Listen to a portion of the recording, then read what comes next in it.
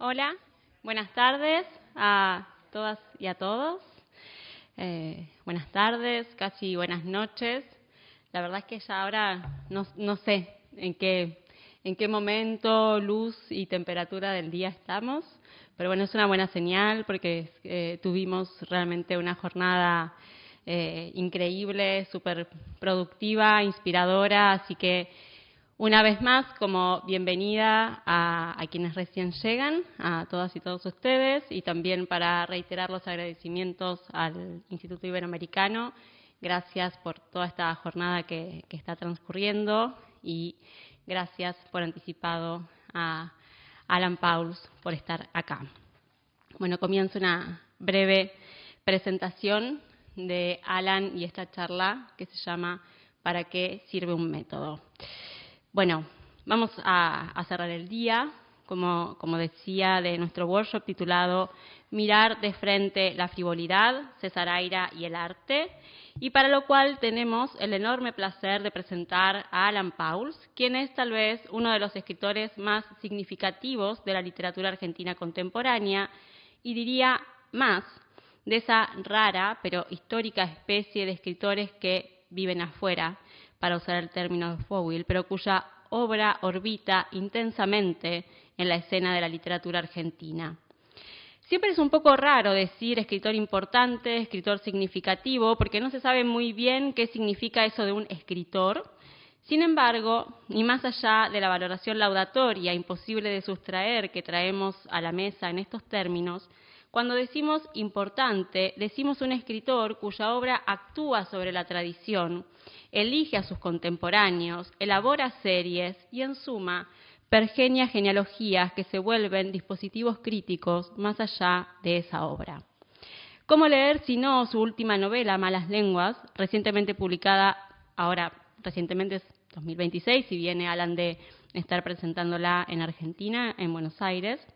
O sea, ¿cómo leer su última novela sin atender ahí al Pauls lector de Proust, al Pauls que atiende tanto a los signos de exclamación, las digresiones del lenguaje y la irrenunciable maestría de la frase bien hecha como joya del artificio? Digo, atiende tanto a eso como a los biografemas y la literatura persona. Al Pauls que no solo escribió sobre otros, sino que escribió sobre escribir sobre otros e hizo de eso un arte más que un ejercicio de la crítica. Una forma de seguir, para decirlo con las palabras que rodean a la charla de hoy, con las aventuras conceptuales. Solo para poner dos ejemplos de estos movimientos del Pauls lector, digo, no son pocos quienes dicen que Manuel Puig, La tradición de Rita Hayworth, publicado en 1986, es decir, apenas 2 años después del debut literario con El pudor del pornógrafo, ¿no? En un joven Alan lector de Puig, fue y sigue siendo ese libro una de las lecturas más agudas de Puig, sobre Puig.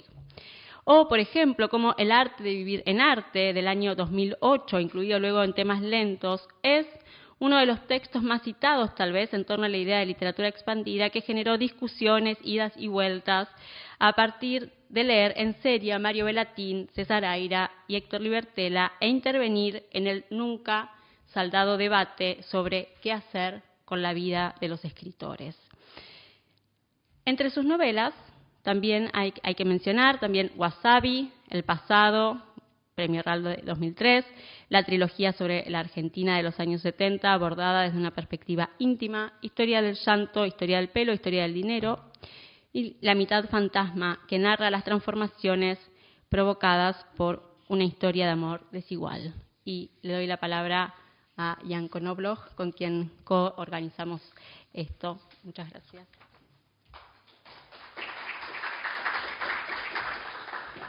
Sí, hacemos un pequeño juego de cambios aquí. Y más allá de nombrar las novelas de Alan Pauls, es en su intervención ensayística donde resulta especialmente crucial el lugar que ocupa Aira como una figura privilegiada en la obsesión por escribir sobre las figuras de escritores como artistas, por pensar los momentos en que el arte y la literatura están a punto de arruinarse. Una figura privilegiada también en una lectura de doble entrada, pensemos, hacia la época de un lado y hacia lo propio del otro lado. Ese juego de espejos se revela, sobre todo cuando abrimos su último libro de ensayos literarios, Alguien que canta en la habitación de al lado, de 2025. Aquí encontramos a un Pauls en conversación sostenida con César Aira. Así, el libro contiene una entrevista, o más exactamente un intercambio por correo electrónico, realizado en 4 idas y vueltas, con pausas entre las réplicas, entonces, durante el 2021, cuando el COVID hacía imposible el encuentro directo. Aira, como escribe Alan Pauls, encerrado en su feudo de Flores, Buenos Aires, Pauls en un departamento subalquilado de Kreuzberg de Berlín. Para un autor como Aira, siempre a punto de hacer peligrar cualquier entrevista con reticencias y declinaciones, este intercambio resulta especialmente locuaz, lo que probablemente responde al interlocutor privilegiado que representa Alan Pauls. Todo pasa como si a través de una puerta entreabierta miráramos con los ojos de Pauls la obra de Aira, y en las preguntas que hace Pauls a Aira reconocemos el reflejo de sus propias premisas, intereses y gustos literarios. Y vamos a ver si vamos a entender más de esto hoy. Pero también en la entrevista lo que se muestra son algunas diferencias entre ambos, como cuando Pauls es bastante cauteloso respecto de la obstinación de Aira de escribir siempre a partir de una idea.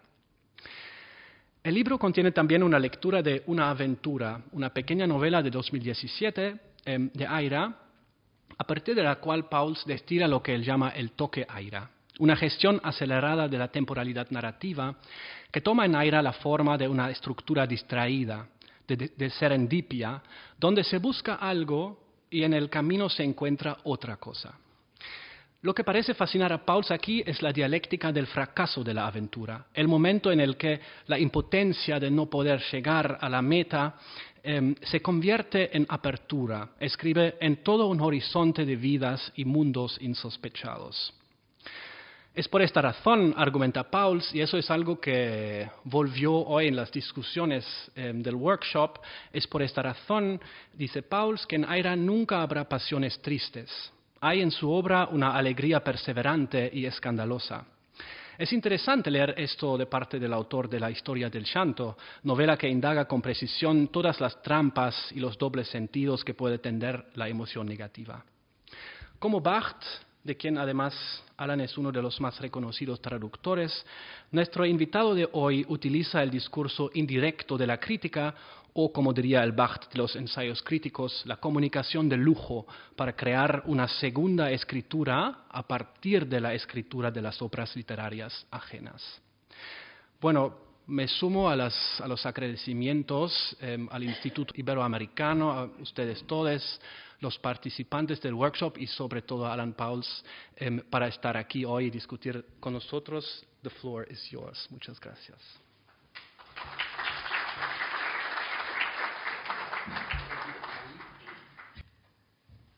Bueno, gracias Vero, gracias Jan por la desmedida presentaciones.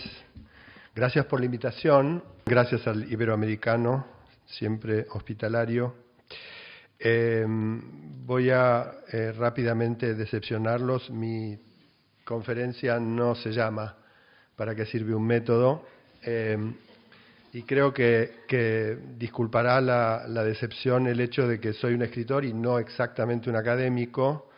Y entiendo que cuando en coloquios como estos o en workshops como estos, alguien invita a alguien, cuando es un académico, él siempre piden títulos, ¿no? Con 6 meses de anticipación, 3 meses de anticipación.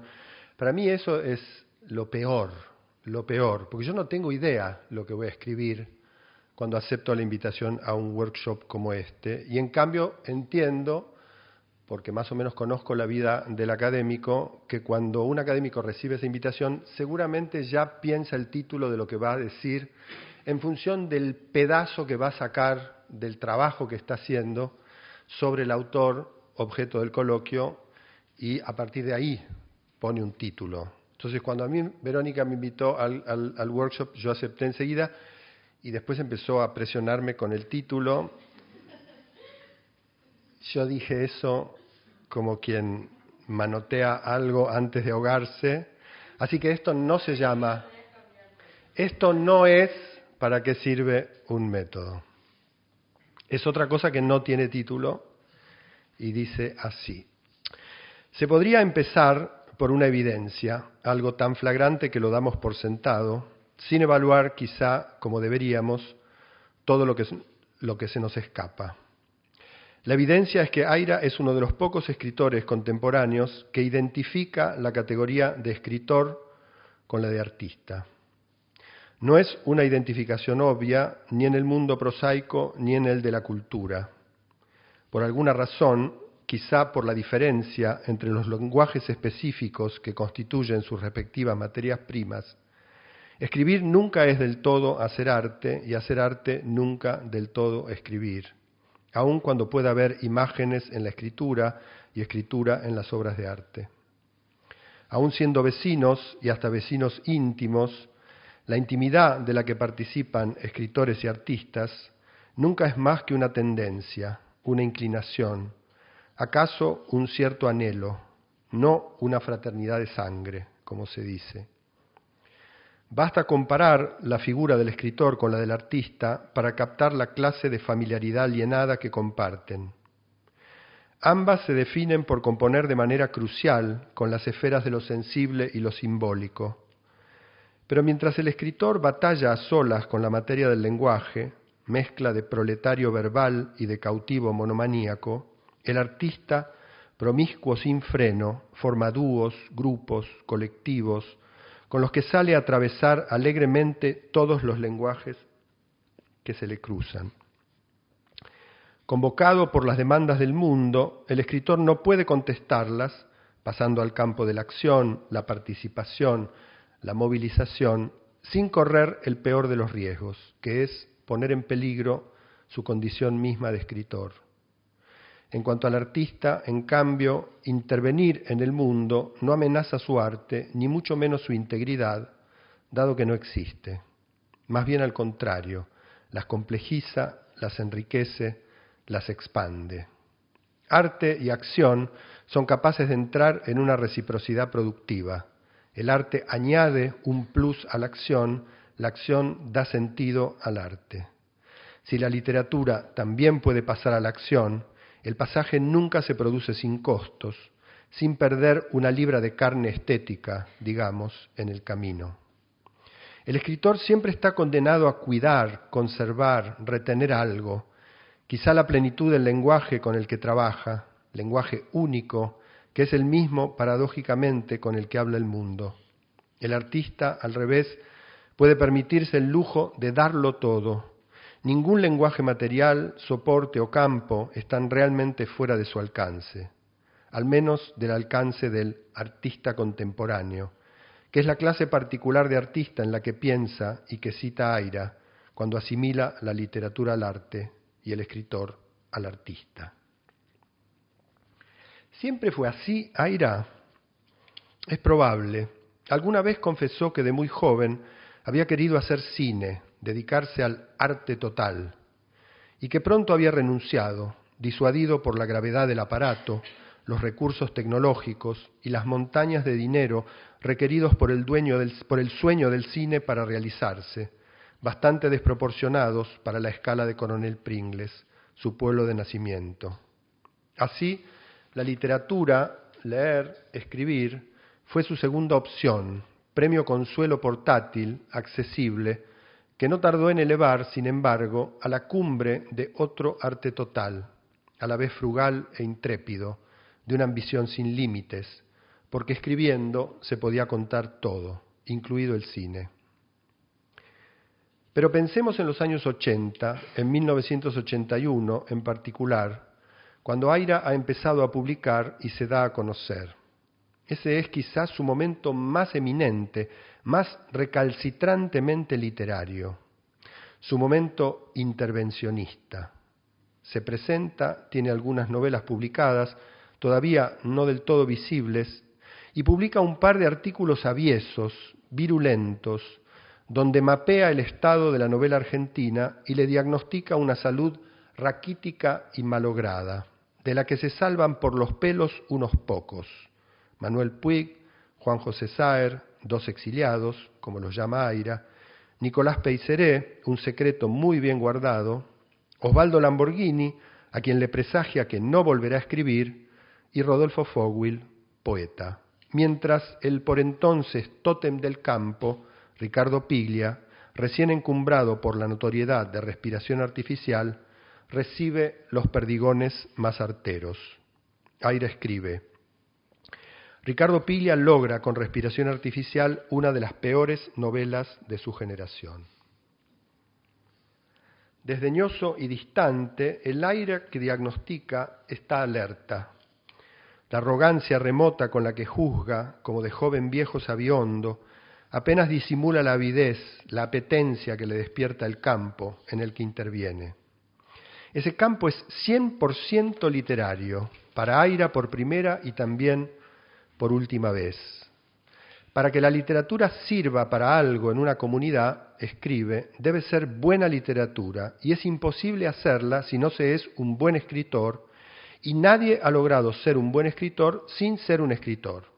¿Y qué novelista, hoy y aquí, se compromete en serio, sin ironías ni cálculos, con la literatura? La respuesta es obvia: los buenos novelistas. Fin de la cita. Aira nunca volverá a chapotear en la tautología como cuando hace su entrada en el campo literario, es decir, en el campo del valor literario. No volverá a sopesar libros y autores como si fueran concursantes de un American Idol para ponerles nota, absolverlos o condenarlos. No volverá a creer en la literatura como en un mundo aparte.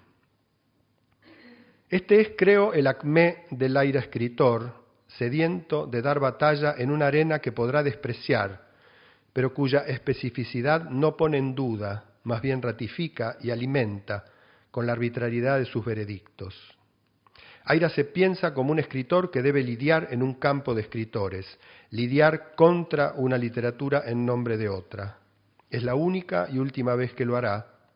La entrada en la literatura coincide con su despedida, como si en el mismo acto desplegara y agotara su creencia en la literatura en el sentido puro, íntegro, específico de la palabra. Tal como la pone en práctica en esa intervención de 1981 en la revista Vigencia, la vía polémica es un arma eficaz, pero efímera. Se extingue con su primer uso y en esa fugacidad espectacular recuerda bastante a un pase de magia, disciplina muy aireana a la que habrá que volver. De acuerdo, Aira se retira, pero ¿para qué? ¿Para refugiarse a dónde? Yo diría para refugiarse en el arte entendido menos como una región sensible, una tradición, un repertorio de prácticas y su historia, que como una máquina de pensar la lógica general, un poco en la línea de la poética de Valéry, que rige las producciones del espíritu, incluida la literatura, por supuesto, la literatura en general y la del mismo Aira.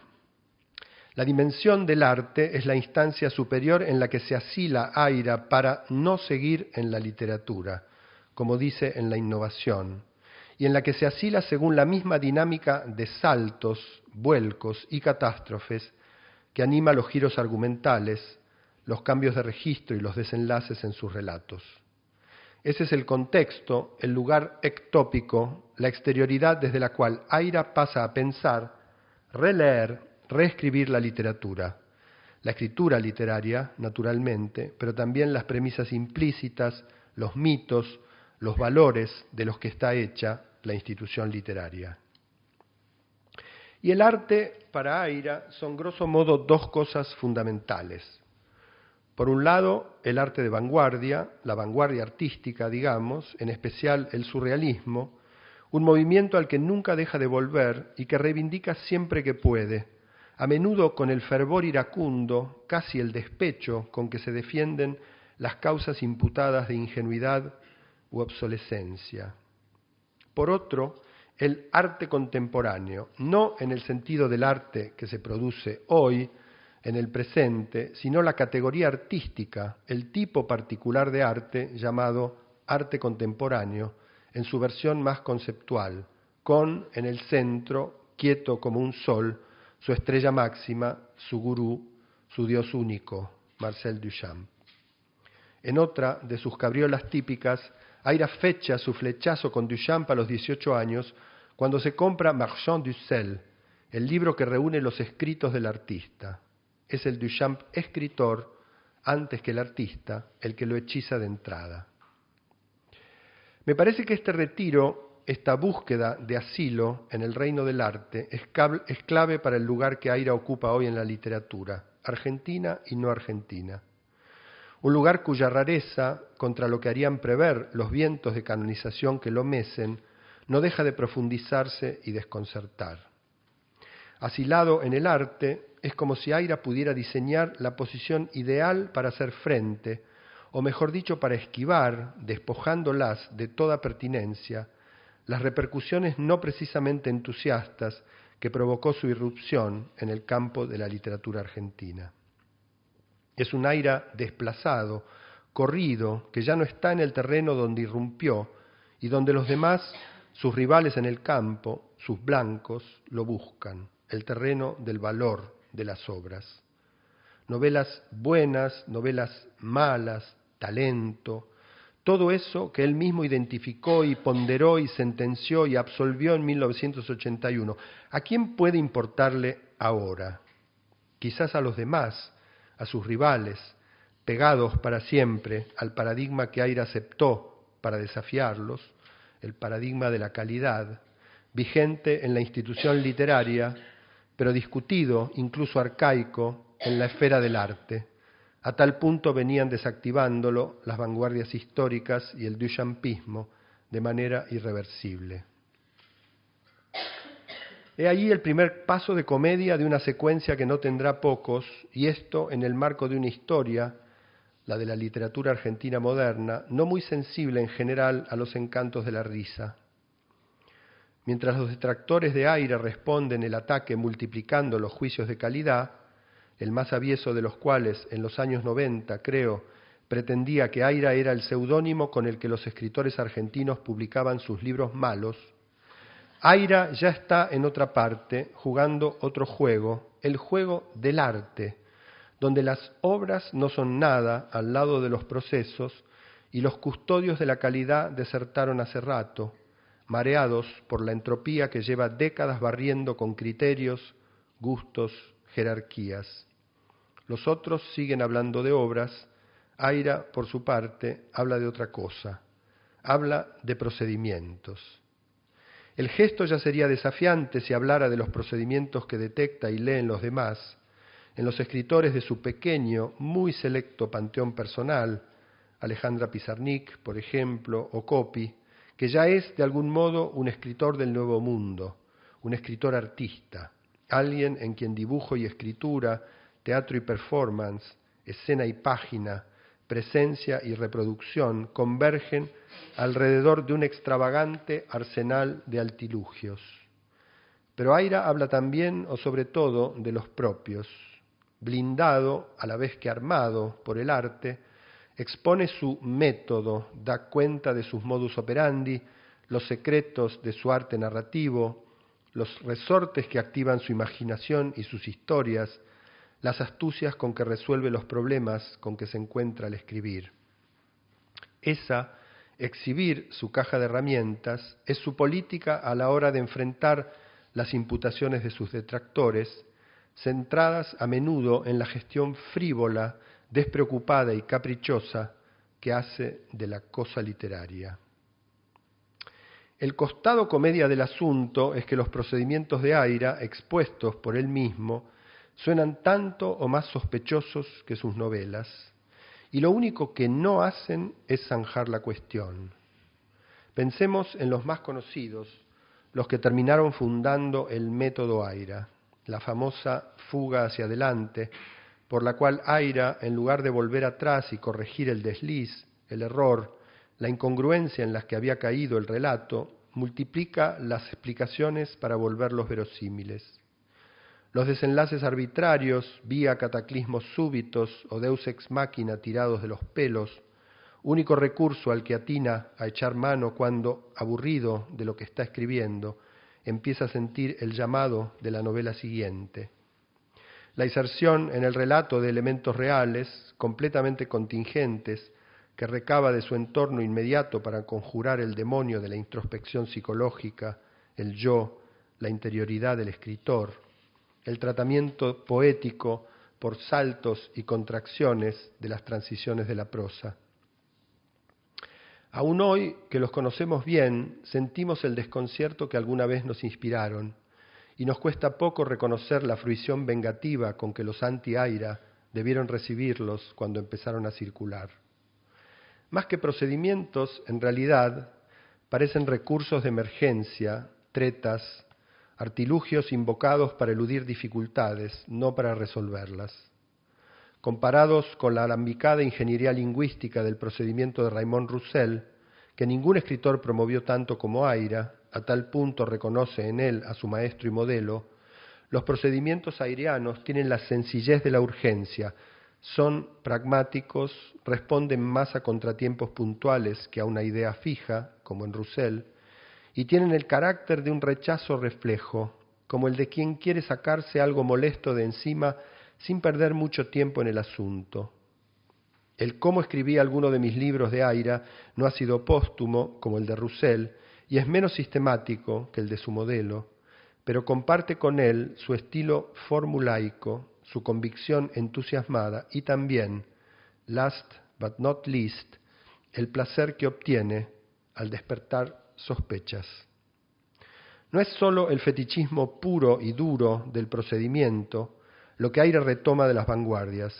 Cuando invoca a Roussel, a Duchamp, a Cage, lo que vuelve con la lógica de las homofonías, el nominalismo conceptual o la composición por tablas, es toda una inquietud, una atmósfera incierta, a la vez de atracción y desconfianza, que replica el elemento general de suspicacia y recelo del que las vanguardias, que también lo sufrían, hacían una herramienta.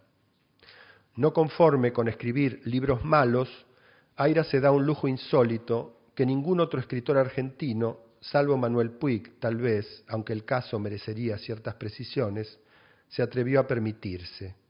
Dar de esos libros malos las explicaciones menos tranquilizadoras imaginables, las que en todo caso no saldan las deudas que su literatura contrajo con el bien hacer y la seriedad literaria, y profundizan más bien su dimensión de misterio.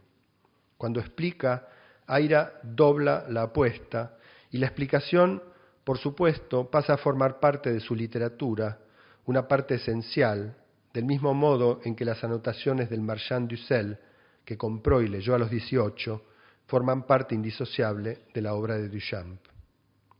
La explicación que da Aira de su éxito en el mundo académico participa también de esa modalidad de artilugio, de fórmula calculada, de ardid conceptual prêt-à-porter.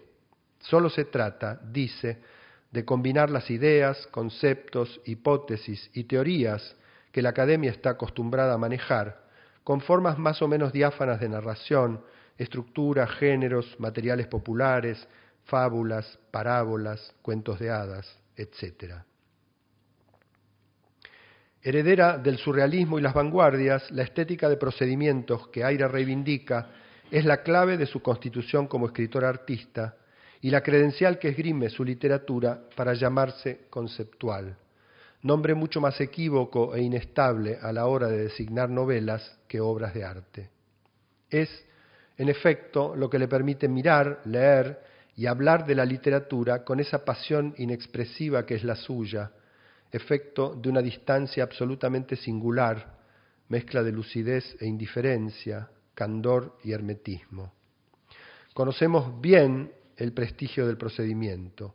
Como principio de desespecificación, atraviesa disciplinas, prácticas, soportes y lenguajes distintos, enhebrándolos en el collar único del arte, y destrona la intención, la voluntad expresiva, la autoría individual, para implantar en su lugar el régimen de producción anónimo, social, que exigía el conde de Lautréamont, otro ídolo de Aira, cuando decía que la poesía debe ser hecha por todos, no por uno. Huir hacia adelante, entrometer hilachas de realidad en la ficción, delegar el punto final de un relato en la arbitrariedad o la contingencia, son procedimientos con todas las de la ley que Aira pone a prueba en lo que escribe, pero podrían regir también cualquier obra de cualquier disciplina artística. Esa ubicuidad, esa disponibilidad son un sello de vanguardia, en la medida en que funden en un solo reino articulado, un sistema edénico de las artes, en el que todas forman una sola, dice Aira en alguna parte, lo que el mundo burgués se empeña en mantener dividido. Lo que los hace vanguardistas también, de manera quizá más perturbadora, es su carácter fácil, mecánico, de solución expeditiva o, para decirlo con todas las letras, por fin, de truco. Porque todo procedimiento encierra o esconde un truco que de algún modo lo parodia y con el que, por obra de la perspicacia o la mala fe, bien podría confundirse. Es de hecho lo que hacen a menudo los detractores de Aira, menos numerosos ahora que en los años 80 y 90 del siglo pasado, pero siempre activos, a tal punto sus alarmas, escándalos y prevenciones forman parte de un cierto sentido común cultural, el mismo en el que se incuban, según Aira, los enemigos del arte contemporáneo. ¿Se opone el procedimiento al truco? Para decir que sí, habría que remontarse al formalismo ruso, a Shklovsky, que contraponía el efecto de extrañamiento de una metáfora o una prosopopeya a la naturalización que producen los automatismos lingüísticos. El procedimiento era del orden de la invención, la iluminación, la revelación, el truco de la mecánica, la repetición, la opacidad. Imposible confundirlos. Sin embargo, en 1917, mientras Shklovsky escribía en Moscú El arte como procedimiento, Duchamp en Nueva York enviaba su famosa fuente a la Sociedad de Artistas Independientes e inventaba el ready-made, el procedimiento con mayúsculas, la fuente de todos los procedimientos, en cuya órbita, más de un siglo después, seguimos orbitando todos, Aira y los detractores de Aira, escritores y artistas, artistas y no artistas, bloggers, instagramers, tiktokers. Sospechado de farsante, de comercial, de estafador, Duchamp daba un paso más allá y convertía la estética de procedimientos en una comedia de procedimientos, farsa o simulacro de farsa, donde la obra brillaba como novedad y como patraña, y el artista aparecía con sus dos caras en simultáneo, a partir de ahora indistinguibles, la cara del demiurgo impar y la del impostor, el genio y el embaucador. Con la fuente de Duchamp, el límite entre procedimiento y truco se vuelve indecidible y la estética de procedimientos queda preñada de una ambivalencia de la que no se librará. ¿Qué decir de los procedimientos de Aira? Por lo pronto que, lejos de aplacarlas, ratificaron y hasta exasperaron las objeciones que sus detractores oponían a sus libros. Aira no solo escribía mal, también develaba cómo, por qué medios pueriles, proclamados para colmo distraídamente, con su desgano proverbial, escribía mal lo que escribía. Todos recordamos aquel desconcierto extraordinario, el último quizá que sacudió a la literatura argentina. ¿Es o se hace? ¿Es un chiste? ¿Nos toma el pelo? Había algo de trampa, algo de portento tramposo en la casi resignación, con la que Aira admitía hacer lo que hacía a la hora de escribir.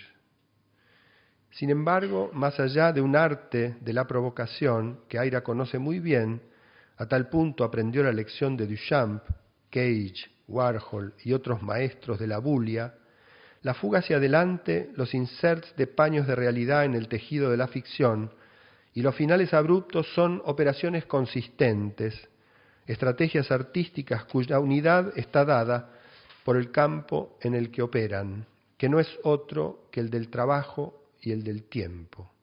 Habría un tercero, el campo del valor, pero quizás sea para otro coloquio.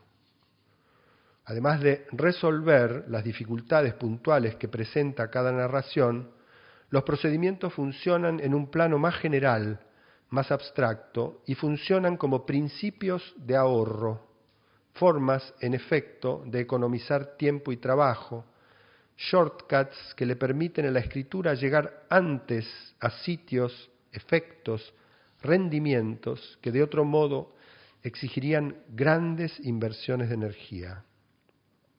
Y en ese sentido son trucos, variantes del truco por excelencia, que es el truco de magia, del que retoman a su modo la instantaneidad y el vértigo, eso que Aira llama en algún lado el clic velocísimo de la magia.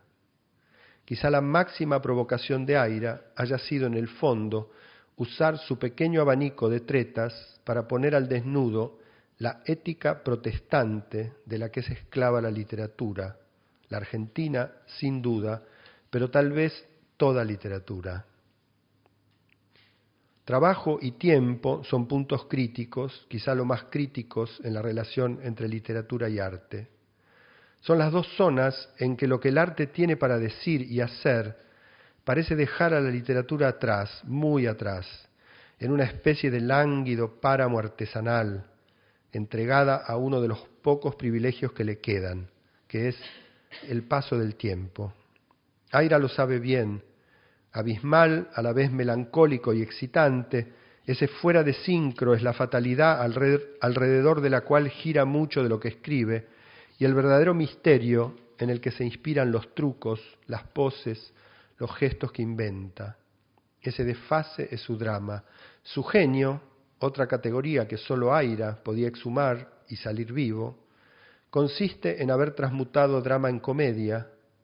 Lo vemos como a una especie de señor Hulot, el Hulot de Jacques Tati, haciendo equilibrio entre arte y literatura, literatura y arte, sin caerse, livianísimo, siempre sonriente, siempre asombrado por algo que no vemos. Aira, el conceptual, apuesta todo a la idea, que es en el fondo un avatar del truco y es pura inmediatez, la apoteosis de la instantaneidad, algo tan fulgurante y perfecto que vuelve irrisoria cualquier posteridad, empezando, por supuesto, por la lenta, trabajosa posteridad de su ejecución, esa penuria de Sísifos. Pero el mal de la idea, buen título para tesis de detractor de Aira, el mal de la idea es la impaciencia, y basta dar con una idea para no tener más remedio que esperar la próxima, para que el reloj se ponga en marcha, los segundos desfilen y la espera se dilate. ¿Y cómo soportar ese claro que crece, entonces, sin ponerse manos a la obra, sin ponerse a escribir, a contar, sin bailar, una vez más, con la melodía del tiempo? Hay un subgénero que son las anécdotas de Aira con el tiempo, pasos de comedia máximos, bailes casi, ya que estamos en el tema, y que Aira compendia de alguna forma en Art Forum, novela de la espera y de su figura retórica capital, la preterición, que hace de la promesa una obra de arte contemporáneo. Pienso ahora en la visita que el escritor hace de la Casa Museo de Lezama Lima en La Habana, que liquida al parecer en 5 o 6 minutos, un poco como hacen los personajes de Bande à part de Godard, que gastan incluso menos en visitar el Louvre, si no recuerdo mal. Imposible tomar el tiempo de la visita, en realidad, porque Aira lo ve todo en un segundo, y ese instante basta para grabárselo a fuego en la memoria, que es lo que necesita para tomarse el tiempo de recordarlo primero y escribirlo después. Y pienso en otro episodio, más un protocolo que una anécdota, en realidad, donde Aira describe cómo lee. No lo que nosotros, especialistas en literatura, llamaríamos un modo de leer, sino cómo entra en un libro, cómo lo aborda, qué método general, previo a cualquier procedimiento hermenéutico, usa para meterse con un libro y usa siempre, como si fuera una especie de superstición, una de esas reglas que, de no respetarse, darán lugar a toda clase de desgracias. Ver primero que nada, dice Aira, ¿cuántas páginas tiene el libro? El número de la última cubierta de texto. Le resto las 7 u 11 de títulos y portada y dedicatoria y me lanzo a leer a toda velocidad, tratando de llegar cuanto antes al final. De esa disyuntiva entre instante y duración, vértigo y trabajo forzado, surge el Aira que conocemos, que ni siquiera parece aceptar los términos en que se le plantea el dilema. Para situarlo bien, creo, habría que ubicarlo en algún punto entre esos dos polos, no como quien los compone, reconcilia o alterna, sino como quien corta uno con otro, como se dice, de una sustancia que corta otra para rebajarla, sabotearla o radicalizar sus efectos. Las novelas de Aira nunca brillan tanto como cuando tocan ese punto, esa especie de prodigio cinético donde algo de tan rápido queda como en suspenso, o algo ralenta tanto que se descompone y sus partículas giran a una velocidad inaudita. Lo cierto es que hay algo que hacer con el tiempo y con el trabajo, dos dimensiones en las que escribir ya no puede seguir siendo lo que era sin desesperarnos.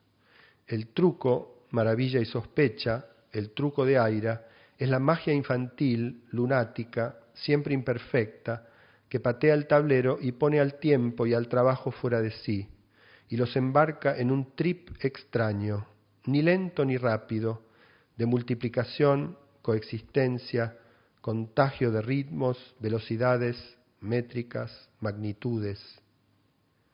En efecto, Aira se presenta escandalosamente como el escritor ocioso, el escritor que no tiene otra cosa que hacer más que escribir, el escritor que escribe para ocupar su tiempo, que es todo el tiempo del mundo, pero escribe apenas 1 hora al día, no más, 1 sola hora por día, cada día, todos los santos días, y en solo 1 hora escribe mucho, 3 o 4 libros por año, pero libros que en realidad son libritos, novelitas, de no más de 100, 120 páginas, apenas eso, pero 3 o 4 libritos por año durante años, durante décadas.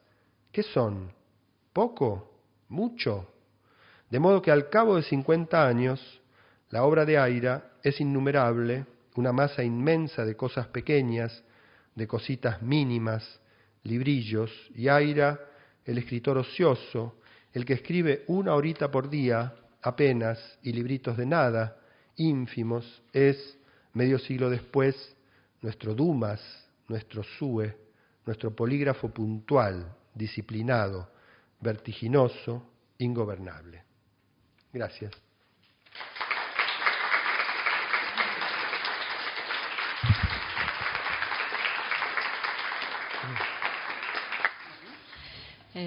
Muchas gracias. Es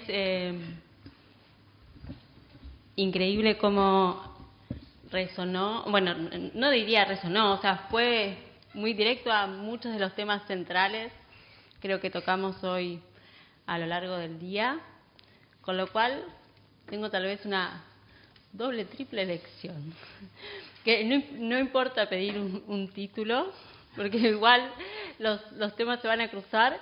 Y además, que yo pensé que ya había que había como trascendido mis posibilidades de relajación. Dije, no pedimos abstract. Dije, tendríamos que haber pedido. Pedimos me pediste un abstract.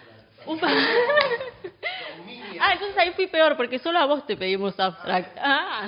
Peor. Y ahora, aparte, tu presentación no tuvo título, así que fue como un reverso. Muy bien.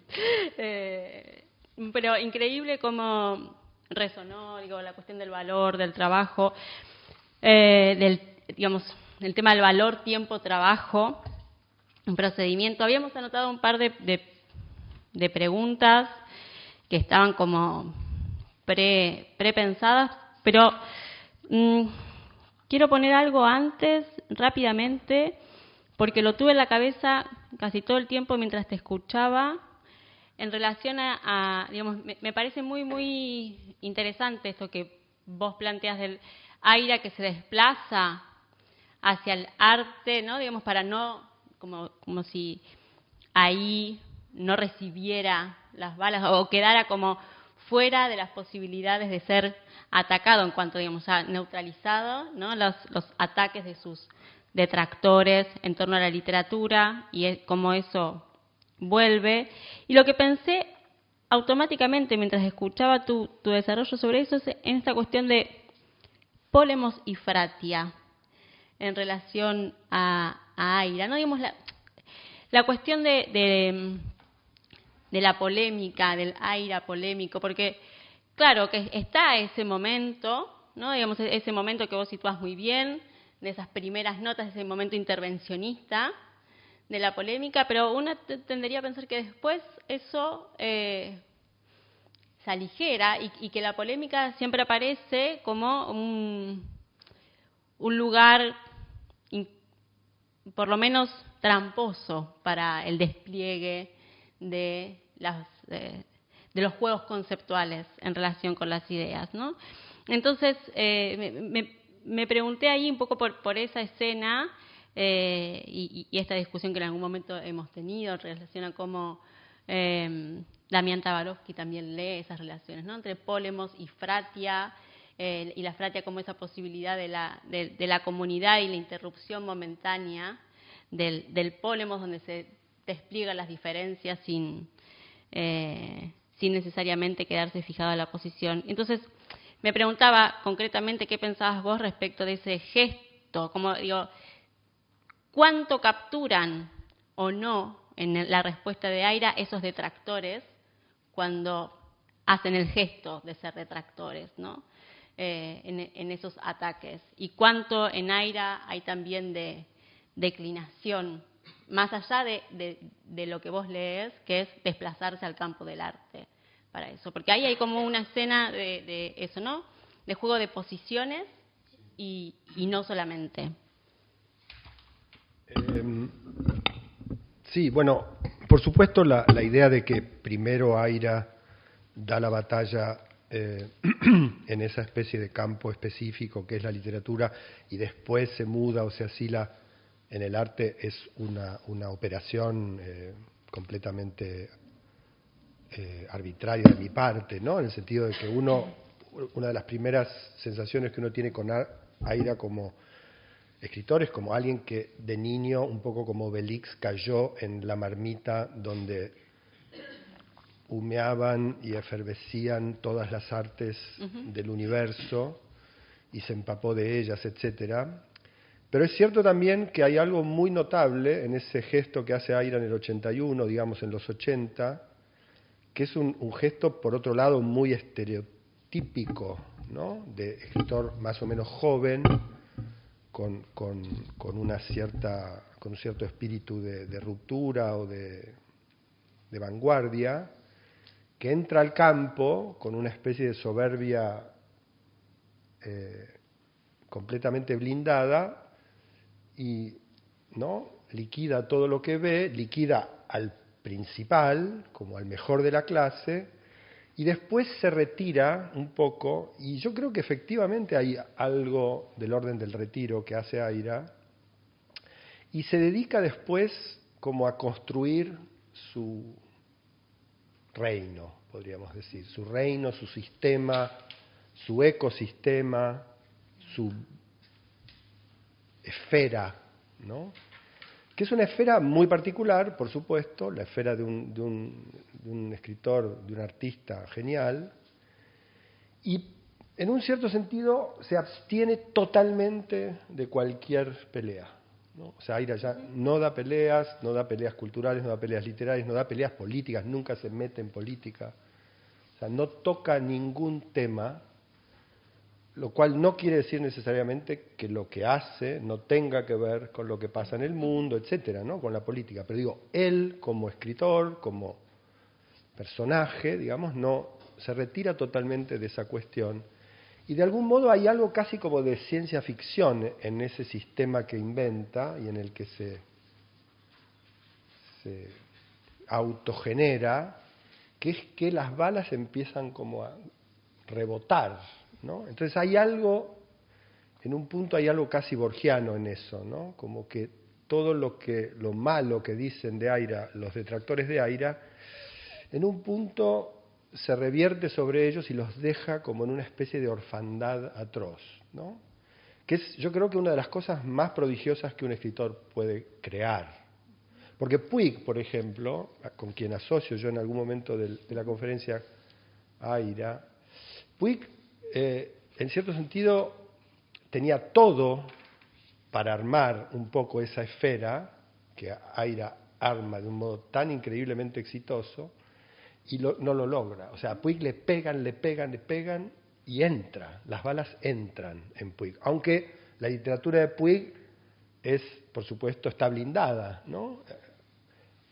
Digo, artísticamente, literariamente, culturalmente blindada, ¿no? Pero es como si Aira hubiera en un punto perfeccionado de una manera prodigiosa ese sistema blindado, ¿no? Sí, muchas gracias también de mi parte para la charla tan rica, tan hermosa y sí, que retomo muchísimas cosas que estuvimos charlando hoy en día y quiso volver sobre esa conversación que tenían con Aira y hay una parte que me gustó mucho que es como cuando entran un poco en el taller del otro, el taller del escritor, y hablan, por ejemplo, del rechazo de Aira de la corrección, dice que no le gusta corregir, y también del momento de cómo desbloquear cuando uno no tiene una idea que hacer y hay algo como levantar la vista e integrar un trozo inmediato de realidad que uno tiene enfrente de sí.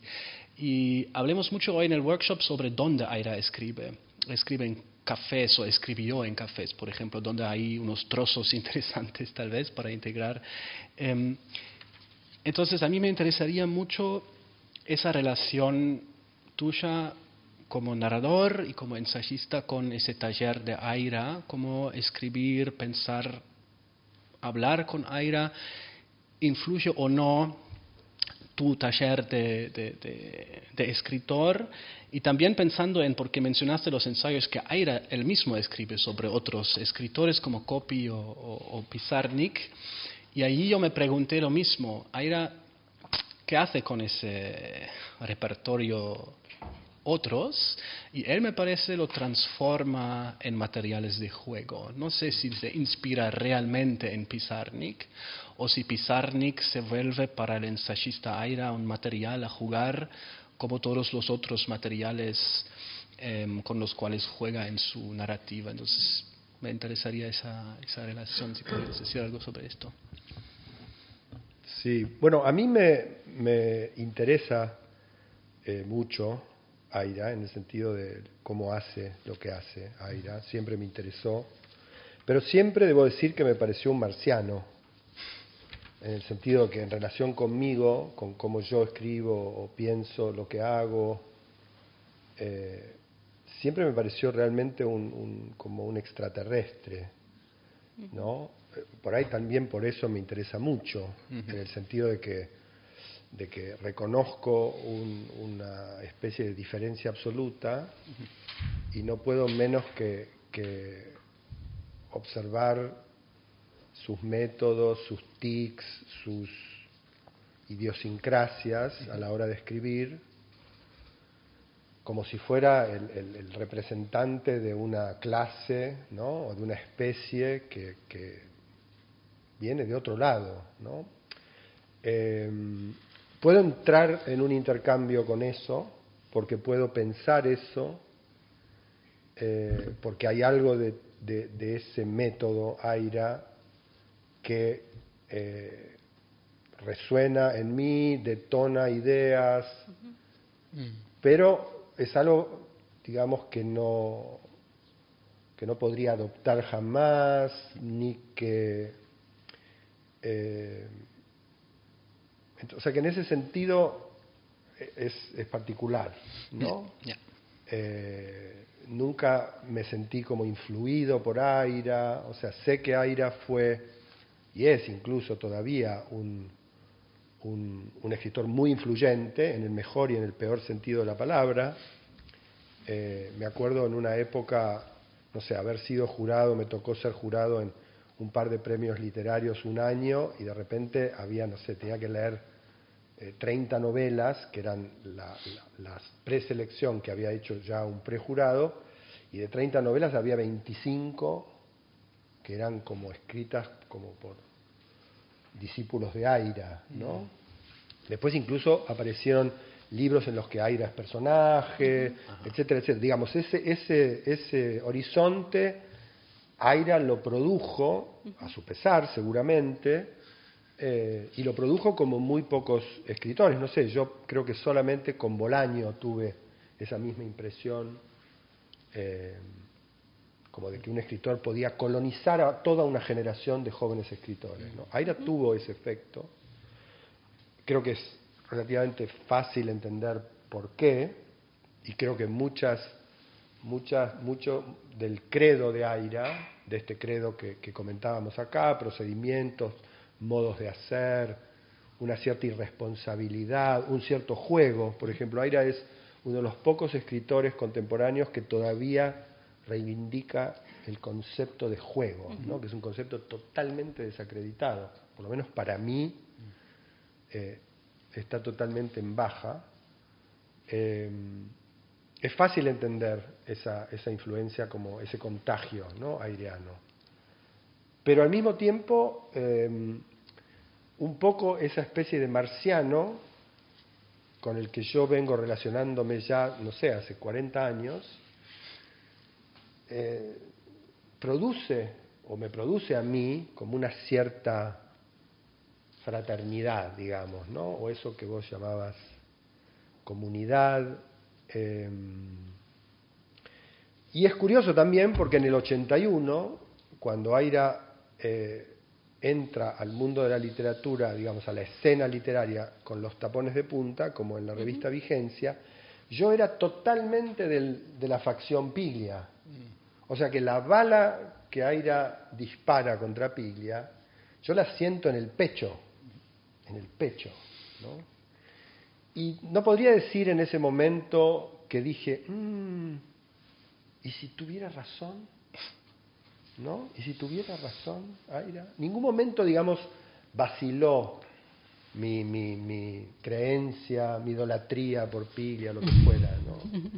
Y sin embargo, Aira se instaló para mí totalmente. Yo había leído Emma la cautiva, era el único libro de Aira que había leído en ese momento. Había pensado un poco, ¿este es un genio o es un idiota? Por supuesto, esa pregunta para mí siempre fue la pregunta más interesante, siempre, ¿no? Pero es cierto que, siendo un fan de Piglia, preguntarse por otro escritor, en relación con otro escritor, ¿es un genio o es un idiota?, no entraba dentro del programa, ¿no? Entonces, sin embargo, lo que se instituyó ahí para mí fue que perfectamente yo podía ser lector y lector deseante de Piglia y de Aira, y no entendía por qué mis amigos, Dani Gebel, Sergio Vicio, o sea, todos mis compañeros de generación, rompían lanzas, ¿no?, por uno o por otro, ¿no? Como si a mí me gustaba Piglia, no era posible que me gustara. Entonces, de algún modo, a mí, que tengo esa relación con Aira, como de una especie de admiración, de fascinación distante, Aira está para mí como alguien muy... No digo, si yo tuviera que decir quién es el escritor argentino que más me interesa en los últimos décadas, yo diría que es Aira, ¿no? No solo por lo que escribe, digamos, por sus novelitas, sino también por el tipo de perturbación, digamos, radical con que afectó no solo lo que escribimos todos, sino también lo que pensamos de la literatura, cómo es la literatura, de qué está hecha, para qué sirve, ¿no? Un poco en ese sentido también es como Borges, ¿no? Es alguien como que medio que impuso una cierta filosofía de la literatura, ¿no? Como medio como que lo pensó todo en un punto, ¿no? había una segunda parte, creo que no estoy contestando. No, que sí. podemos dar por No. contestado. Fantástico. No. No, bueno, justo mencionaste lo de es o se hace y habíamos anotado para conversar, porque la cuestión de la estupidez, pero en el sentido también en que vas, ¿no? Lo trata como fascinación, distancia, y que es esa pregunta que está en Aira y que uno puede pensar, bueno, también está en lo que parte Aira recupera, por ejemplo, de Fernanda Laguna, donde esa pregunta vuelve a aparecer, ¿es estúpida o se hace? ¿Qué es lo que pasa acá? Entonces, habíamos anotado, pensado una pregunta en relación a la escritura y la estupidez, también por tu lectura de Barthes, ¿no? Digamos, la función de la estupidez como fascinación, indeterminación y desconcierto en la escritura. Pero algo que pensábamos, y enganchado a esto que vos decís de el efecto que te produjo esa bala de Aira que va hacia Piglia y que te toca, es que cuando te leemos o te escuchamos hablar de Aira, y que aparte es muy notable cómo aparece como un escritor con el que pensás en varios momentos clave tuyos como ensayista, escritor, ¿no? Digamos, no es solamente un escritor que lees, es alguien con quien reflexionar, ¿no? Digamos, en ese sentido también de Fratia. Y también es un poco, aparece como un mayor, ¿no? Como un maestro, como alguien. Y si uno después mira los tiempos, bueno, no hay tanta diferencia entre su primera publicación y tu primer libro, ¿no? Entonces, un poco cómo es ese encuentro entre, una admiración, una contemporaneidad, un anacronismo tal vez en la misma época. Sí, yo creo que es más bien así. O sea, para mí Aira siempre fue muy viejo y muy joven, por eso un poco el chiste del joven viejo. O sea, cuando yo leí Emma la cautiva era muy difícil deducir qué edad tenía el escritor que había escrito ese libro, ¿no? Y para mí siempre Aira es demasiado viejo y demasiado joven, y de hecho la conexión que hay entre Aira y todas las generaciones que vinieron después, sobre todo la generación o el movimiento, digamos, Belleza y Felicidad, siempre fue para mí como una muestra de hasta qué punto Aira era un marciano, ¿no? O sea, alguien que no solo era difícil decidir de qué mundo venía, sino también de qué época venía, ¿no? De qué generación, a qué generación pertenecía. Después, por supuesto, uno puede hacer como una especie de sociología rápida y se entiende un poco el mapa, ¿no? Aira, Arturo Carrera, Pringles, la provincia, la juventud. Aira siempre fue como un ultra joven, ¿no? Siempre fue un ultra joven y a la vez siempre tuvo una vida de viejo, ¿no? Siempre en el mismo lugar, en el mismo bar, con sus hijos, su mujer, ¿no? Esa cosa como totalmente casi oriental, ¿no? Y a la vez es como las conexiones que establecía él o su trabajo eran eran como totalmente fulgurantes, ¿no? Ahí donde nadie llegaba, ni siquiera los de la misma generación, Aira conectaba de una manera increíble, ¿no? Entonces, Aira tiene 10 años más que yo, como casi exactamente 10 años más que yo. Jamás lo vi como alguien 10 años mayor que yo. A veces lo vi como alguien 40 años mayor, 100 años mayor que yo, y muchas veces lo veo como alguien que está empezando, ¿no? Entonces, y yo creo que, por supuesto, eso no es accidental, eso forma parte, es una de las cosas más notables que tiene el sistema Aira, ¿no? Como esa especie de en un punto de maleabilidad total, elasticidad total, conexión total y al mismo tiempo como alguien que nunca se movió de su lugar, ¿no? Entonces, eso para mí es, o sea, eso es lo que yo veo en Duchamp, por ejemplo, ¿entendés? Como, y no lo veo en muchos artistas, digo, en la historia del arte, o sea, del arte, y ahí incluyo la literatura. Es muy prodigioso. Eso para mí eso tiene algo de genio. Eso es un poco el genio. Si uno puede repatriar esa noción, ¿no? Aira lo hace. Yo creo que para mí eso es un poco el genio.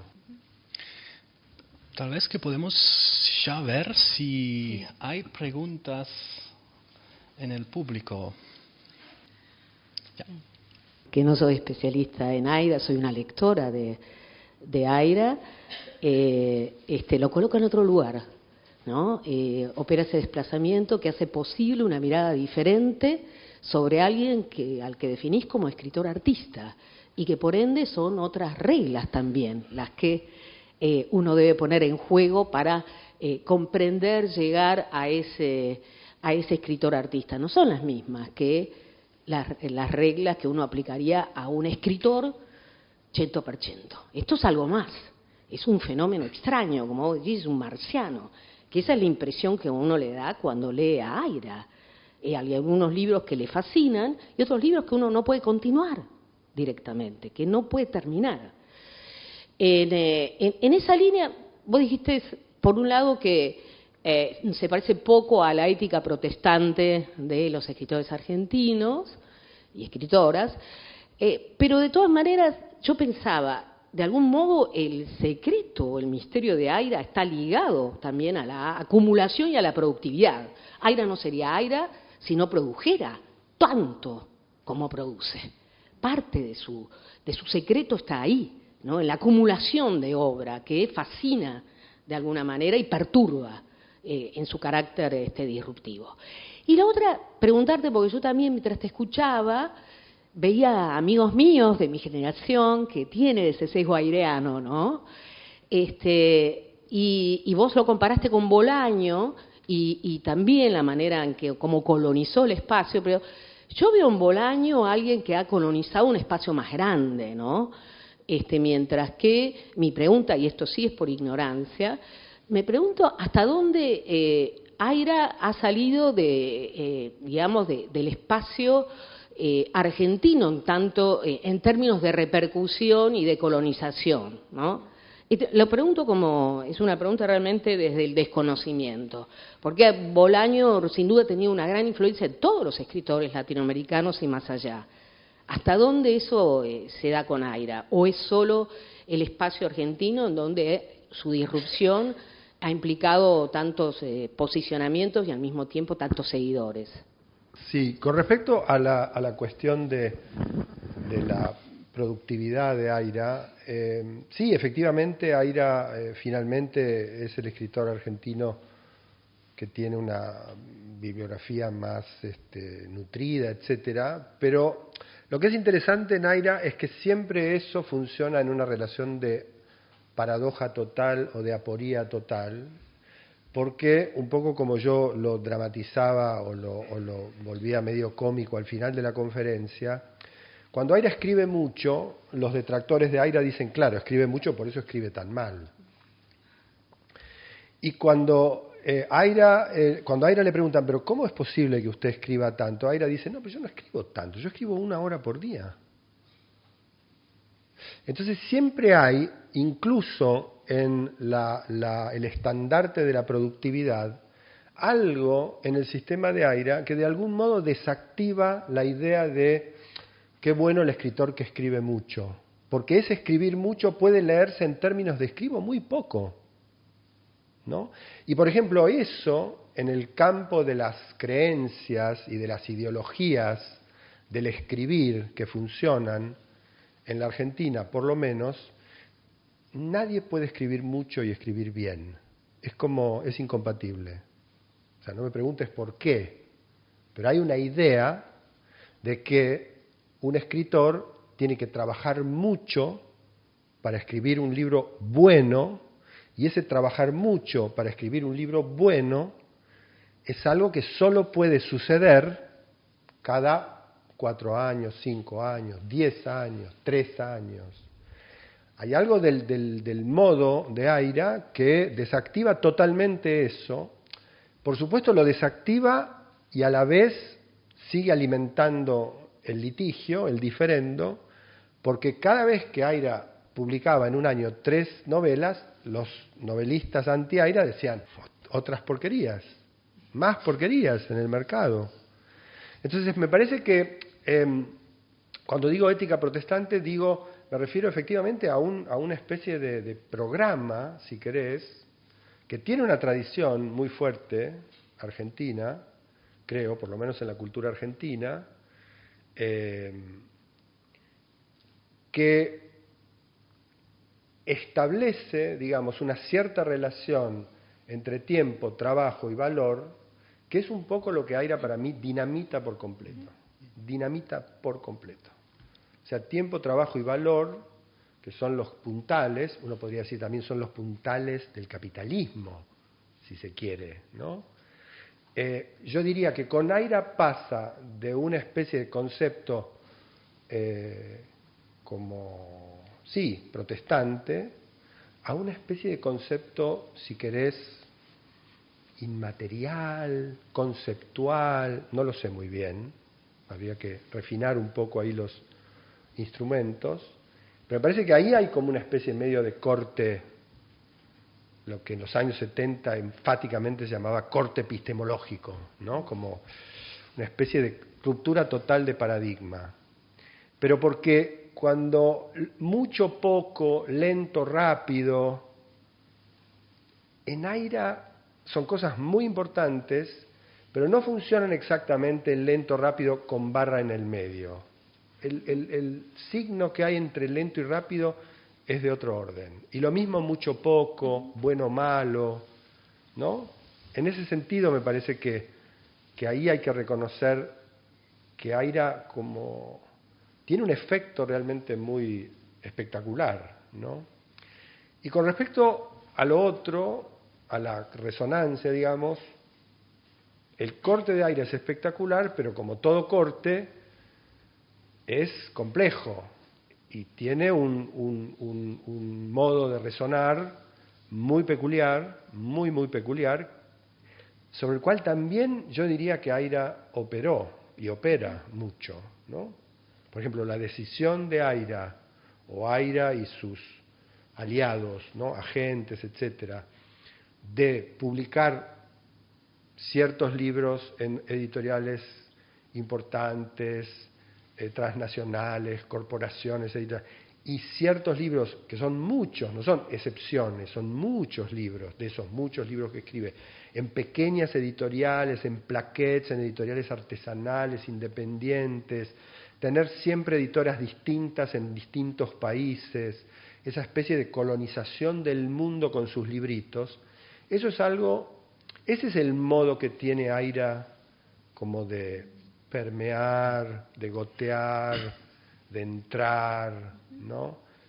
Eso, por supuesto, es totalmente inestable, no sigue ningún plan lineal, seguramente le va bien, mal, no tengo ni idea, seguramente le va así, pero no tiene nada que ver con lo que pasó con Bolaño, nada que ver, que es más bien como el itinerario de un escritor latinoamericano exiliado en España, una especie de momento, de gran momento en los años 2000 en España, y después como una especie de internacionalización muy mainstream vía Estados Unidos, pero es como, yo te diría casi como una especie de héroe romántico, ¿no? Lo que se difunde, ¿no? Aira es realmente como un complejo que tiene totalmente otro ritmo, muy residual, muy, muy residual, que también podría provocar una especie de malentendido mainstream, o sea, no lo descarto, me parece que es perfectamente posible que de repente, no sé, Aira se convierta en Netflix, no lo descarto, pero obedecería, digamos, a una especie de ley de rebotes y de malentendidos, como muy Aira también, ¿no? En ese sentido yo creo que lo que tiene también de medio estremecedor Aira es cómo todo lo que produce fuera de él de algún modo parece haber sido pensado por él, ¿no? Por supuesto no le atribuimos a Aira ese poder, pero que produzca esa sensación es realmente muy, muy prodigioso. No se podría decir eso de Bolaño, para nada, ¿no? O sea, Bolaño escribió libros geniales, etcétera, pero lo que pasó con Bolaño no forma parte del sistema Bolaño, ¿no? De hecho, una de las cosas que le pasó fue que se murió, y buena parte de su mito y de su leyenda americana fue como que se murió porque era un heroinómano, una especie de malentendido como con su biografía de yonki que Bolaño nunca tuvo, digamos, ¿no? Era un escritor que escribía todo el tiempo. En cambio, lo que le pasa a Aira siempre es medio como algo planeado por Aira. Y eso para mí es como... O sea, no sé a qué arte corresponde ese tipo de talento, pero es un arte. Es un arte. Y es interesante también porque esa colonización que mencionaste muchas veces del espacio de los escritores, de la realidad tal vez, porque todos nos parece ser de Aira, lo hace, coloniza sin salir, ¿no? Coloniza desde su mesa de escritura. Exacto. No va rechaza el juego mediático, no completamente. Bueno, tiene sus tácticas, ¿no? Sí. Tiene sus tácticas. Por ejemplo, conceder siempre reportajes más bien cuando sale de la Argentina, ¿no? O sea, hay cosas que le importan, para mí son curiosísimas, la verdad, porque un tipo como Aira, que cifre en esa decisión, no sé qué, su contacto con el mundo, con el planeta, su conquista de los mercados, no sé cuál es la fantasía de Aira, pero bueno, tiene eso y lo cumple bastante a rajatabla, ¿no? Es raro que Aira dé entrevistas en Argentina, pero tiene sus recaudos, ¿no? Que deben ser muy chiflados, como deben formar parte de una especie de estratagema aireana que probablemente nunca conoceremos. Pero en algún punto lo que es extraordinario es que esa idea de que todo lo que sucede fuera de Aira, con Aira, forma parte de algún modo del mundo Aira, es el modo increíble en que un escritor se apodera del azar, podríamos decir, ¿no? Que es como chapó, ¿no? ¿Qué hace? No sé, capaz que la puedo dividir por partes a la pregunta, porque primero con respecto al modo de intervenir de Aira en el ambiente literario, cuando se meten, como decís vos, con los tapones de punta, también yo siempre leía ese artículo en la revista Vigencia junto con una de las primeras notas que le hicieron en pie de página, que me parece, yo la leía como una de las pocas notas que hizo medianamente, se tomó en serio, digamos, como que ahí se nota como un Aira un poco que quiere desplegar su proyecto, no sé si estético o literario, pero respecto a las respuestas que da en esa entrevista, que creo también en el año 81, 82, que dice, bueno, es preferible pasar por un payaso, ¿no?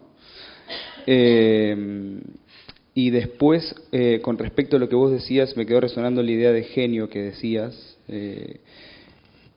y un poco esto también, ¿no? de nunca moverse del mismo espacio, mantenerse siempre en el mismo lugar, y yo lo relacionaba con Borges en el sentido, bueno, Borges, la mayoría de sus textos, que digamos canónicos, y el Borges en obra, digamos, que entre los 40 y los 50, 60, también fueron sin salir de Buenos Aires. Y me preguntaba si también esa idea de genio no sería como dinamitar por completo la idea de experiencia, ¿no? Como que al no salir de su lugar, esa idea de que el escritor tiene que recaudar experiencia para transformarlo en obra, si esa experiencia no sería la lectura propiamente dicha, ¿no? Eso me quedó resonando un poco. Sí.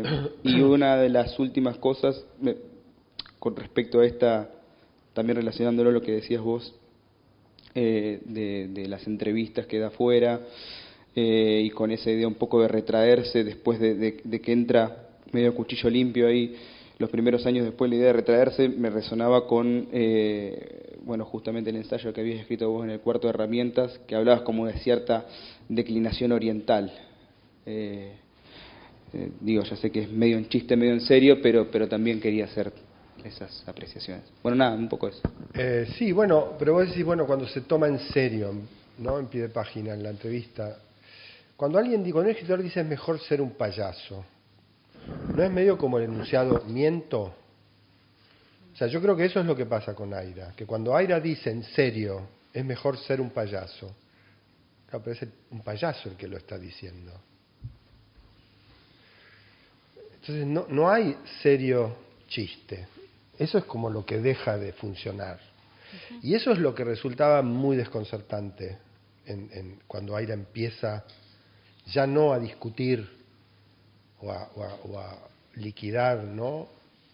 Patitos en el mundo literario, sino cuando empieza como a decir lo que piensa de cómo se escribe, de qué es la literatura, de qué hay que leer, de por qué la literatura mala es más nueva que la literatura buena, todo eso. Ahí, o sea, cada enunciado de Aira funcionaba un poco en una especie de marco nuevo que desconcertaba totalmente, y ahí es donde uno decía, pero eso se hace, es un chiste o no, ¿no? Pero un poco porque todo entra dentro de ese régimen medio de la enunciación alienada, como del miento, ¿no? Si miento, ¿qué estoy diciendo? ¿Estoy mintiendo? ¿Estoy diciendo la verdad? Y después, sí, o sea, yo creo que hay muchas cosas en común entre Aira y Borges, muchas.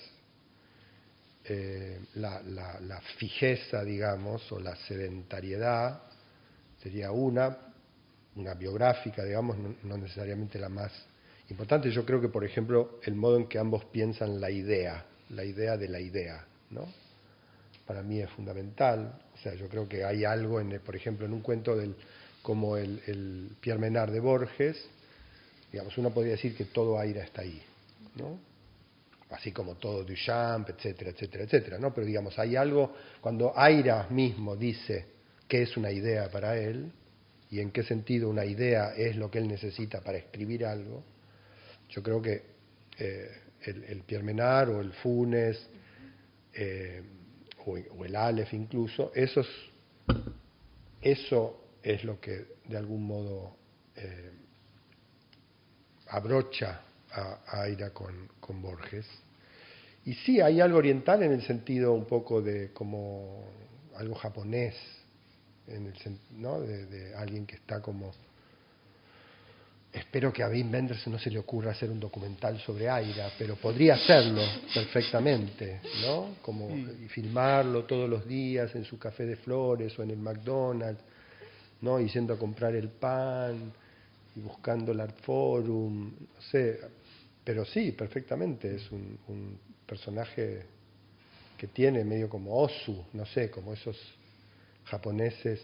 Ahora, en cuanto a la noción de experiencia, digamos, por supuesto que nada permite decir que alguien que viaja por el mundo tiene más experiencia que alguien que se queda en su casa, como Borges, o alguien que por otra parte viajó mucho, Borges también,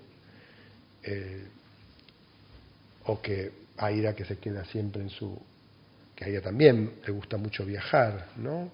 Pero me parece que sí, que la experiencia, y yo creo que la obra de Aira lo demuestra, no tiene nada que ver con el movimiento en el sentido de movimiento físico, ¿no?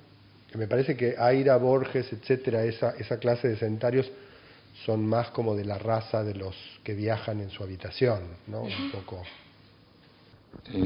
Entonces, en se podría decir que Aira es un artista que escribe, y pensar en otros artistas que escriben, por ejemplo, o más bien, o que usan estrategias de arte contemporáneo como Donald Barthelme o así. ¿Cuál sería como la diferencia con Aira? Es decir, No, yo creo que se puede establecer como meterlo a Aira en una familia también, no está solo, ¿no?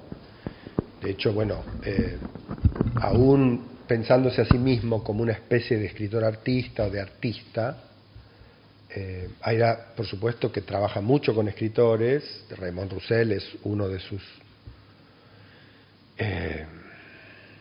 los escritores sobre los cuales más ha escrito, etcétera. O sea que y uno puede armar una familia, y toda esa familia, vos citás a Barthelme, uno podría, no sé, pensar, qué sé yo, en escritores, bueno, el mismo, ¿no? Aira, qué sé yo, habla de Naya, de Breton, habla de Lautréamont, habla incluso, cuando le preguntan quiénes son hoy los escritores más importantes en Argentina, él dice Pablo Cachachian y Fabio Casero. Fabio Casero es un artista, ¿no? Un artista que por supuesto escribe haciendo arte, y Pablo Cachachian es un poco un escritor en la misma línea del concepto, de la idea, de lo formulaico.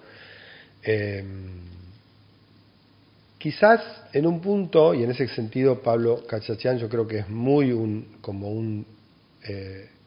está muy en la línea de Aira. Quizás yo creo que lo que se puede decir de Aira es que,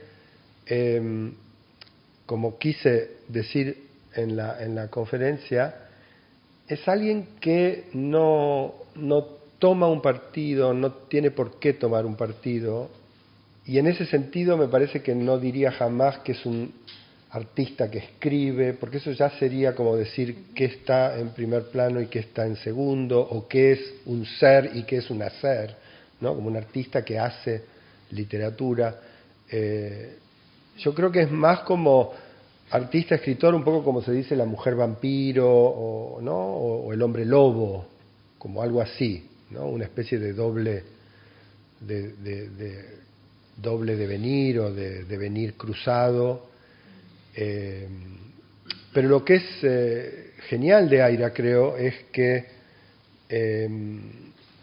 no resigna, no renuncia a la narración, y cuando digo narración digo a la narración más como originaria, no sé, Las Mil y Una Noches, por el hecho de haber repensado toda la literatura un poco a partir de la idea duchampiana, ¿no? Sino más bien al revés. Es como si haber reconfigurado totalmente la literatura a partir de esa mirada conceptual lo hiciera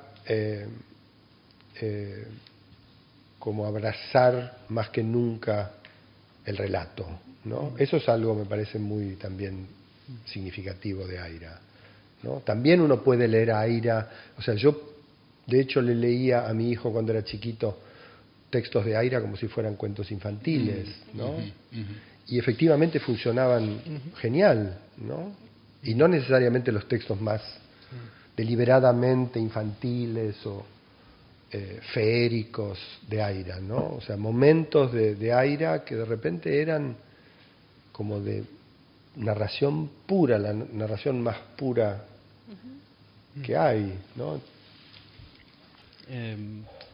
Para una de las últimas, o la última pregunta, no sé, nuestra conferencia fue intitulada Mirar de frente a la frivolidad, ¿no? Y me gustaría hacerte una pregunta muy frívola sobre Aira.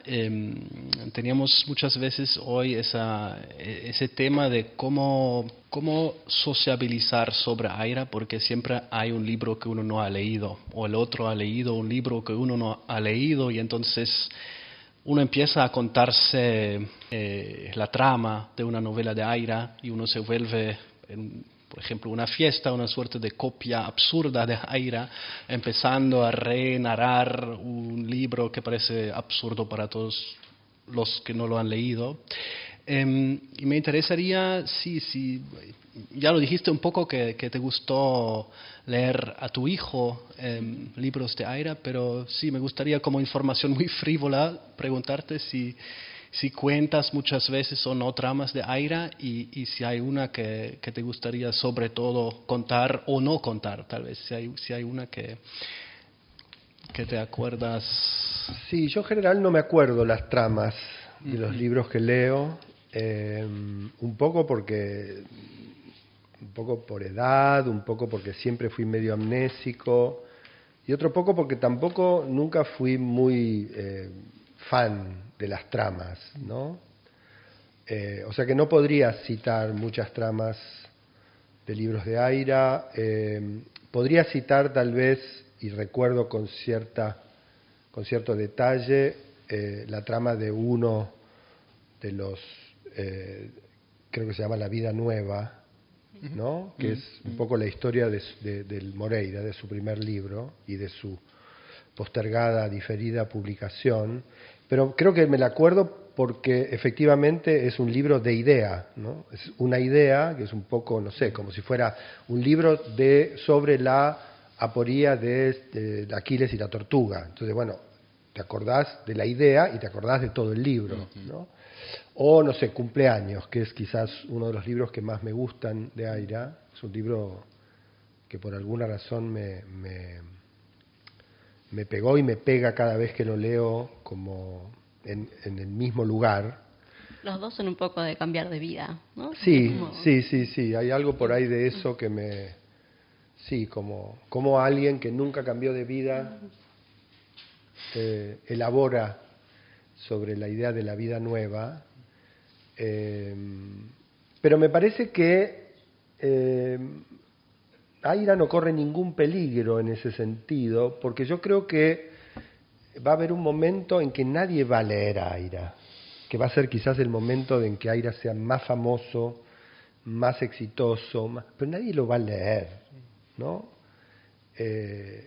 Y a mí me pasa que lo que va a pasar ahí es que se va a hablar como de Aira, ¿no? Aira. Un poco como Diógenes, no sé, ¿no? Yo medio hablo de Aira un poco como Diógenes. Cínico. Sí, como una especie con una mezcla de anecdotario. Le atribuyo cosas a Aira que seguramente Aira no dice, no piensa, ¿no? Un arte de vivir también. Sí, exacto, como un cierto estar, un modo de ser escritor, una especie de forma de vida escritor. Y sin duda en todas esas cosas, anécdotas, pequeños apuntes, frases, ¿no? Hay toda la literatura de Aira que se leyó, que yo leí, que está como apuntalando, presionando, pero me parece que yo veo más como ese devenir, ¿no? Y por otro lado, bueno, efectivamente es muy difícil, ¿no?, leer todo Aira, pero me parece que ya nadie piensa en leer todo Aira, ni siquiera creo, no sé, ustedes que tienen la misión de leerlo todo, no lo sé, pero claro, no sé. Yo, por ejemplo, ya no sigo a Aira. Cada tanto, pum, me cruzo con uno y lo leo, sí, o me compro dos de un saque, pero no tengo ni idea de por dónde va, ni idea. Por ejemplo, leí para preparar este texto como cosas muy aisladas de Aira, cosas que recordaba, que me venían a la mente, pero no creo haberme actualizado.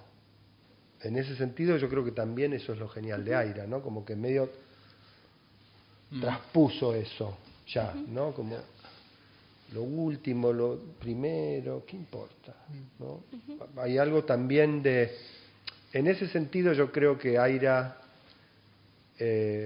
y creo que es lo último genial que voy a elogiar de Aira, porque estoy harto, lo que hizo de genial es que Aira, él es el arte contemporáneo, la literatura contemporánea. Él dice en un momento, no hay literatura contemporánea en el mismo sentido en que uno dice hay arte contemporáneo, y no es el arte que se hace ahora, es un tipo de arte, ¿no? En ese sentido uno podría decir que el Aira es literatura contemporánea, en el sentido de que no importa por dónde entremos, qué leamos primero y qué leamos después, como si todos sus libros, sus ideas, su percepción de lo que es la literatura, el mundo, el arte, estuvieran como funcionando en un mismo plano, ¿no? Donde no funciona tanto qué hizo primero, qué hizo después. Por ejemplo, yo lo que hice hoy fue como un atentado total, ¿no? Primero Aira pensó la literatura como algo específico, después se fue a la... No, me parece que todo eso va... Y eso es algo increíble también, ¿no? Es muy, muy difícil. No solo porque los escritores como van evolucionando, sino porque muchas veces preferimos, ¿no?, momentos de un escritor, fases de un escritor. Y con Aira yo creo que es difícil hacer eso. Es muy difícil. Yo te voy a hacer una última pregunta, pero vos podés sentirte muy libre de responder solamente con sí o con no. Y si vos querés, después desarrollás. Entonces, así, si querés... no, sobre tu última novela, porque cuando escuché que dijiste una cosa en la entrevista, dije, ay, acá le quiero preguntar por Aira. Vos decís, ¿no?, que hay como un vértigo, un frenesí que aparece, donde de pronto hay un personaje y una frase desaparece, y que vos ahí saliste, digamos, dejaste de estar como cavando un pozo de 300 metros, como decís en un momento, y como te fuiste hacia una dimensión donde pasan muchas cosas. Bueno, y también tiene que ver con escribir sobre vidas. Pero en ese frenesí, digamos, en esa cosa de que pasen muchas cosas, en tu escritura, ¿reconoces algo de Aira en vos como escritor? ¿O seguís sosteniendo, como dijiste antes, no es de Aira en todo caso, ¿no? Uh-huh. O sea, puedo entender lo que decís, pero no es... no diría que Aira es un escritor para mí, en el cual pasen muchas cosas todo el tiempo, ¿no? A veces sí, a veces no, pero no lo elegiría a él. Por ahí pensaría en Copy, y ahí como me parece que Copy por eso le interesa a Aira, pero me parece que para mí en todo caso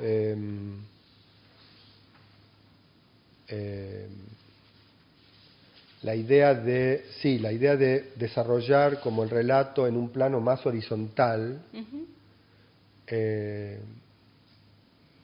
tiene que ver un poco con el deseo de ser superficial o de ser frívolo, ¿no? Como me parece que en ese sentido por ahí hay una pequeña conexión con Aira, ¿no? Con la idea de la superficie, ¿no? La superficie, que en este caso para mí en la novela son los nombres propios, ¿no? Como la idea de que en cualquier frase puede aparecer un nombre propio que nunca antes apareció en la novela, y ahí ya hay un personaje, aunque ese nombre propio no vuelva a aparecer en toda la novela.